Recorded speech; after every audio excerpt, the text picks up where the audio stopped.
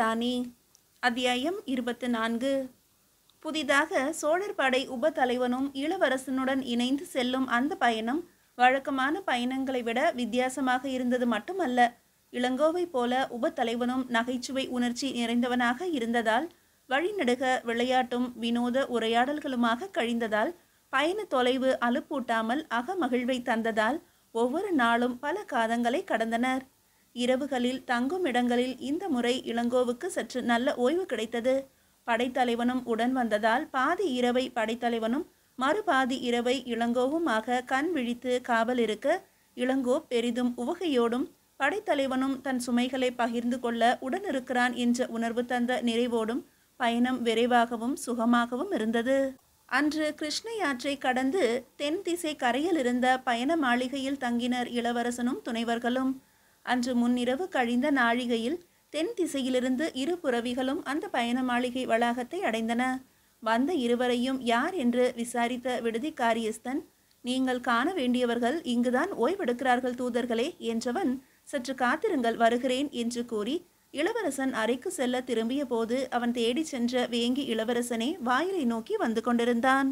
வாயிலில் இரு புரவிகள் வந்து நின்றதும் புரவிகளை விட்டு குதித்து விடுதியின் அலுவலக அறைக்குள் நுழைந்த தூதுவனை கண்டுவிட்ட மெய்க்காவலன் இளங்கோ அந்த நிமிடமே இளவரசன் அறைக்குள் சென்று, சோழ தலைநகருக்கு தாங்கள் அனுப்பிய தூதுவர்கள் இருவரும் இந்த மாளிகைக்கு வந்திருக்கிறார்கள் இளவரசே என்றதும், சிறிதும் தாமதிக்காத இளவரசன் அறையை விட்டு வெளியேறி முன்பக்கத்தை நோக்கி வந்ததும் அறியாத காரியஸ்தன் இளவரசனை கண்டதும் நெருங்கி செய்தியை கூற முற்படுகையில் கரத்தை உயர்த்தி தலையை அசைத்தான். இளவரசன் தனக்கு தெரியும் என்பது போல, தனக்கு வந்திருப்பது யார் என்பது தெரியும் என்பது போல வேங்கி இளவரசன் தலையை அசைத்து ஜாடை புரிந்ததும் கண்ட விடுதி காரியஸ்தன், இவருக்கு மந்திரமும் தெரியுமோ என நினைத்து மலைத்தான். வந்திருக்கும் தூதர்களின் புரவிகளை கவனிக்க ஏற்பாடு செய்துவிட்டு அவர்களுக்கும் தக்க வசதிகளை செய்து கொடும் காரியஸ்தரே என்ற இளவரசரின் ஆணைக்கு தலை தாழ்த்தி நகர முற்பட்ட காரியஸ்தனை இளவரசனின் நில்லும் என்ற ஒற்றை அதிகார சொல் தடுத்து நிறுத்தியது. பிரபு என்றான் காரியஸ்தன் விழிகளில் குழப்பம் தெரிய. முதலில் அவர்களை எனது அறைக்கு அழைத்து வாரும் காரியஸ்தரே என்ற இளவரசன் திரும்பி தனது அறையை நோக்கி நடந்தான். இளங்கோ மட்டும் அந்த இடத்திலேயே நின்றிருந்தான், காரியஸ்தனின் அசைவுகளை அளப்பது போல. ஒரு பணியாளனை அழைத்து அந்த தூதர்களின் புரவிகளை லாயத்திற்கு அனுப்பி தீனி போட உத்தரவிட்ட காரியஸ்தன் தனது அறை வாயிலில் நின்ற ஒரு தூதனிடம், இளவரசர் உங்களை அழைத்து வர உத்தரவிட்டிருக்கிறார் தூதரே என்றான். சற்று முன்பு நீங்கள் காண வேண்டியவர் இங்குதான் ஓய்வெடுக்கிறார் தூதர்களே என்று காரியஸ்தன் கூறி அந்த மாளிகையின் உட்பகுதி நோக்கி நகர்ந்த போதே காரியஸ்தனின் கூற்றை நம்ப முடியாமல் சிந்தனையோடு நின்றிருந்த தூதர்களில் ஒருவன், இப்போது இளவரசர் அழைத்து வர உத்தரவிட்டிருக்கிறார் என்று கூறியதும், இளவரசர் எப்படி இங்கு வந்திருக்க இயலும்? அவர் வேங்கி செல்வதாக அல்லவா குருநாதர் கூறிக்கொண்டிருந்தார். இதில் ஏதோ சூது இருக்கிறது என்று எண்ணிய தூதன் புரவிகளை லாயத்தில் விடுவதற்காக விடுதி காவலுடன் சென்ற மற்றொரு தூதுவனும் வரும் வரை காத்திருப்பது என மனதிற்குள் முடிவெடுத்து கொண்டான். எந்த இளவரசரை கூறுகிறீர்கள் ஐயா என வினவினான் தூதன். நீர் எந்த இளவரசரிடம் சென்று கொண்டிருக்கிறீர் என திருப்பி கேட்டான் காரியஸ்தனும். வேங்கி இளவரசருக்கு செய்து கொண்டு போகிறேன் ஐயா, அவர் இங்கு வரும் சாத்தியமில்லையே என்று தூதன் வாதிட்டதும் சுறுசுறுவென சினம் மூண்டது காரியஸ்தனிடம். அவ்வப்போது தனது பணியின் போது பல்வேறு அமைச்சர்களையும் படை தலைவர்களையும் அரச குலத்தவரையும் கண்டும் பழகியும் நீண்ட அனுபவங்களை பெற்றிருக்கும் காரியஸ்தனின் மனம் தன்னெதிரே நின்று தன்னையே நம்பாமல் ஐயத்தோடு வாதிடும் வேங்கி நாட்டு தூதனை வெறுப்பு உமிழும் பார்வையால் துளைத்தான் சில நிமிடங்கள். தூதுவரே, இளவரசரின் உத்தரவை கூறிவிட்டேன். அவரை சந்திப்பதும் சந்திக்காமல் போவதும் உமது இஷ்டம். சரி, உமது விருப்பம்தான் என்ன? சட்டென்று கூறும். எனக்கு காரியங்கள் நிறைய உள்ளன. நான் இங்கு கடமையற்று கிடக்கவில்லை. உம்மோடு தர்க்கமிட்டு நிற்பதற்கு என பொறிந்து தள்ளினான் காரியஸ்தன். தனது சக தூதுவன் லாயத்திலிருந்து திரும்பும் வரை காரியஸ்தனிடம் பேசிக்கொண்டு காலம் கடத்த எண்ணிய அந்த தூதுவன் தன்னிடம் சினந்து சிடுசிடுத்த காரியஸ்தனின் போக்கை கண்டதும் தனது ஐயத்தின் மீதே ஐயம் எழுந்தது அவனுக்குள். ஒருவேளை இந்த காரியஸ்தன் கூறுவது போல வேங்கி இளவரசரே இங்கு வேறு பணிகள் நிமித்தம் விஜயம் செய்திருந்தால் என்ற வினாவும் அவன் மனதில் வெடித்தது. சினமடைய வேண்டாம் ஐயா, லாயத்திற்கு சென்றிருக்கும் இன்னொரு தூதுவரும் திரும்பட்டும், இளவரசரிடம் வருகிறோம் என்றான் தூதுவன். இல்லை தூதுவரே, பொதி சுமக்கும் கழுதைக்குத்தான் சுமையின் உண்மையான சிரமம் தெரியும். அதுபோல உம்மை போல இங்கு வரும் பலருக்கும் திருப்தியாக கடமையாற்றும் போதுதான் எத்தனை சிரமம் அது என்பது விளங்கும். உம்மை போல நாள்தோறும் இரண்டொருவர் இங்கு வந்தால் போதும், என் பிராணன்தான் போகும் என்ற காரியஸ்தனின் சொற்களில் ஏராளமான அலுப்பும் வெறுப்பும் வெளிப்பட்டன. சற்று தொலைவில் அந்த மாளிகையின் நீள்வசமான நடைமுற்றத்தில் நின்றவாறு காரியஸ்தனின் அலுவல் அறை வாயிலில் நிகழ்ந்த உரையாடல்களை செவிமடுத்த மேய்க்காவலன் இளங்கோ சில தப்படிகள் நடந்து குருகுலத்தை சேர்ந்த தூதுவனின் முன்பு வந்தான். இளங்கோவை அவன் அந்த இடத்தில் கண்டதும் சுரீரென உரைத்தது அந்த தூதுவனுக்கு. வேங்கி இளவரசர் அங்கு தங்கியிருக்கிறார் என்பதை சட்டென்று உணர்ந்து கொண்டவன் இளங்கோவை சம்பிரதாயமாக வணங்கினான். அதே நிமிடத்தில் தோட்டப்பகுதியிலிருந்த லாயத்தில் தங்கள் புறவிகளை கட்டிவிட்டு தீனி போடுவதற்கு கூட பயந்த விடுதி காவலனிடம் பேச்சு கொடுத்து முன்பொரு நாள் இளவரசன் புறவியிடம் பலமாக உதைப்பட்ட அனுபவத்தால் எந்த புறவியையும் நெருங்க அஞ்சும் உண்மையை புரிந்து கொண்டதோடு லாயத்தில் தங்கள் இளவரசன் புறவியும் மெய்காவலனின் சாம்பல் நிற புறவியும் காவி நிற புறவி ஒன்றும் கட்டப்பட்டிருப்பதையும் கண்டு விரைந்து வந்த மற்றொரு தூதுவனும் அலுவல் அறையை நெருங்கினான். அவனும் இளங்கோவை கண்டு வணங்கினான். ஆனால் வியப்படையவில்லை. இளங்கோவுடன் இரு தூதுவரும் இளவரசன் அறைக்கு சென்றபோது இளவரசனுடன் இன்னொரு கம்பீரமான மனிதன் உரையாடி கொண்டிருப்பதைக் கண்டு சற்று தயங்கி நின்றனர். வாருங்கள் தூதர்களே, அவர் நம் படைத்தலைவர்தான் என்ற இளங்கோவின் சொற்களை தொடர்ந்து அறைக்குள் நுழைந்து தலை தாழ்த்தி வணங்கி நிமிர்ந்தனர்.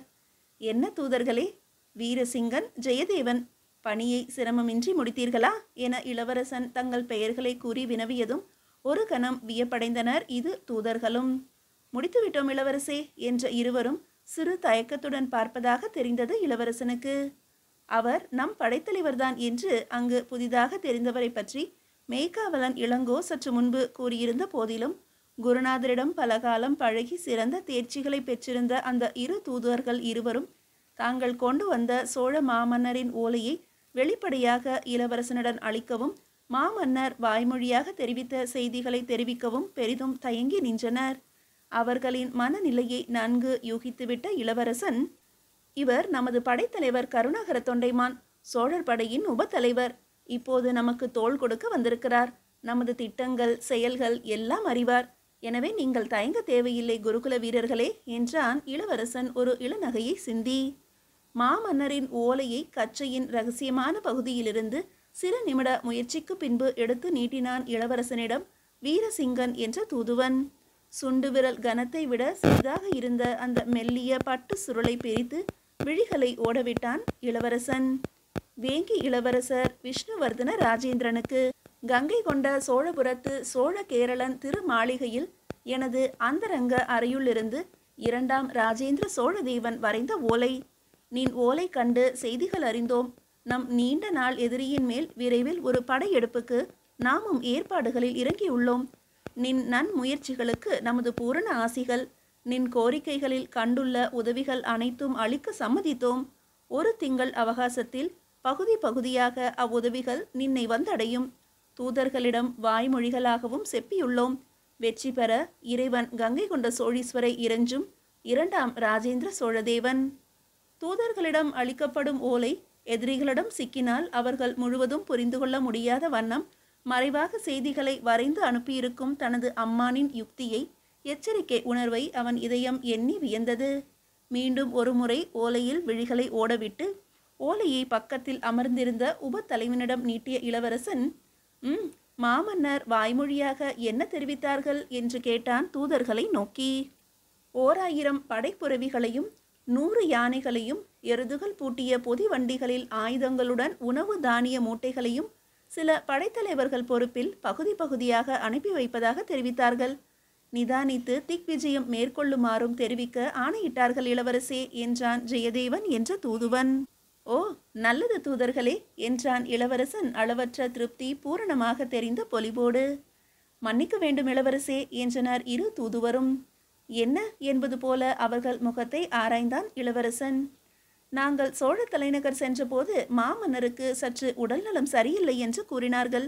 2 நாட்கள் காத்திருந்த பின்பே ஓரளவு உடல்நலம் சீரான பிறகு ஓலையை மாமன்னர் பிரானிடம் ஒப்படைத்தோம். நாங்கள் ஓலையை அளித்த போதும் சோர்வாகத்தான் காணப்பட்டார்கள் சக்கரவர்த்திகள் என தயக்கத்துடன் கூறி முடித்தனர் வீரசிங்கனும் ஜெயதேவனும். சற்று முன்பு களிப்பில் நிறைந்த இளவரசனின் இதயத்தில் கவலை சூழ்ந்தது. அவன் வதனம் சட்டென்று மாறியது. தனது அம்மானின் தோற்றத்தில் சோர்வு தெரிந்ததாக கேள்வியுற்ற செய்தி அவனை வியப்படைய செய்தது. வேறு ஏதும் கூற வேண்டுமா தூதர்களே என்றான் சிந்தனை தோய்ந்த இறங்கிய குரலில் இளவரசன். இளவரசே என்றான் வீரசிங்கன் என்ற தூதுவன். என்ன தூதுவரே? மன்னிக்க வேண்டும், தங்களிடம் தனிமையில் ஒரு விண்ணப்பம் செய்ய வேண்டும் என வீரசிங்கன் கூறியதும் உபத்தலைவனும் இளங்கோவும் இளவரசனின் முகத்தை பார்த்தனர் ஒரு கணம். இவர்கள் நம்மவர்கள்தான் தூதுவர்களே, எந்த விதமான இரகசியங்களாக இருப்பினும் இவர்கள் முன்னிலையில் கூறலாம், பாதகமில்லை என்றான் இளவரசன். அப்போது மற்றொரு தூதுவன் ஜெயதேவன் முன்பு வந்து, மன்னிக்க வேண்டும் இளவரசே, நாங்கள் அளித்த வாக்குறுதியை எந்த நிலையிலும் மீறுவதில்லை, மீறுவது தர்மமும் இல்லை என்றான் திட்டவட்டமான குரலில். இளவரசே என திடுமென அழைத்தான் இதுவரை பேசாதிருந்த உபத்தலைவன். என்ன படைத்தலைவரே? தூதுவர்கள் கூறுவது சரிதான். தங்களிடம் அவர்கள் தனிமையில் ஏதோ கூற நினைக்கிறார்கள். நானும் மெய்க்காவலரும் சற்று அறைக்கு வெளியே காத்திருக்கிறோம். தாங்கள் அழைத்த பின்பு வருகிறோம் என்று இங்கிதமாக உபத்தலைவன் கூறியதும் இளங்கோவும் உபத்தலைவனும் அந்த அறையை விட்டு வெளியேறினர். ஜெயதேவன் என்ற தூதுவன் அறைக்கதவை மேலும் சிறிது சாத்திவிட்டு அந்த இடத்திலேயே நின்று கொண்டான் பாதுகாப்பாக. அப்போது வீரசிங்கன் என்ற தூதுவன் தனது இடைக்கச்சு கைக்குள் ஏக எச்சரிக்கையோடு வைத்திருந்த மற்றொரு பட்டு சுருளை எடுத்து இளவரசனிடம் நீட்டினான். இதென்ன தூதுவரே, யார் அளித்தது உங்களிடம் என்றான் இளவரசன் அந்த சுருளை பிரிக்காமலே. தலைநகரின் அரண்மனைகளில் ஒன்றிலிருந்து வந்த ஒரு அம்மையார் அளித்தார்கள். தங்களிடம் தனிமையில் ஒப்படைக்க வேண்டும் என்ற நிபந்தனையோடு என்றான் வீரசிங்கன். அம்மையாரா என்ற இளவரசனின் விழிகள் விளங்காமையை வெளிப்படுத்தி விழித்தன.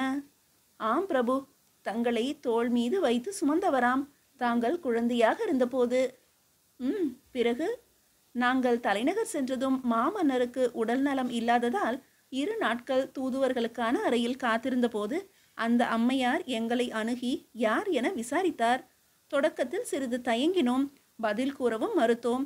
அவரை நீங்கள் யார், எங்களை எதற்காக உளவு பார்க்கிறீர்கள் என்றும் சற்று கடுமையாக பதில் கூறி திருப்பி அனுப்பிவிட்டோம்.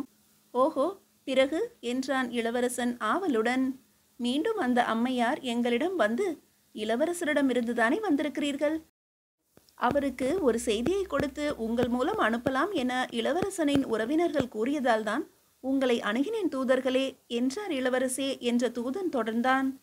உங்களுக்கு செய்தி என்றதும் நீங்கள் யார் என கேட்டோம். சம்பிரதாயமாக வேங்கி இளவரசரை தோள் மீது தூக்கி வளர்த்தவள் என்று இளவரசனிடம் நீங்கள் கூறினால் போதும், அவர் புரிந்து கொள்வார்.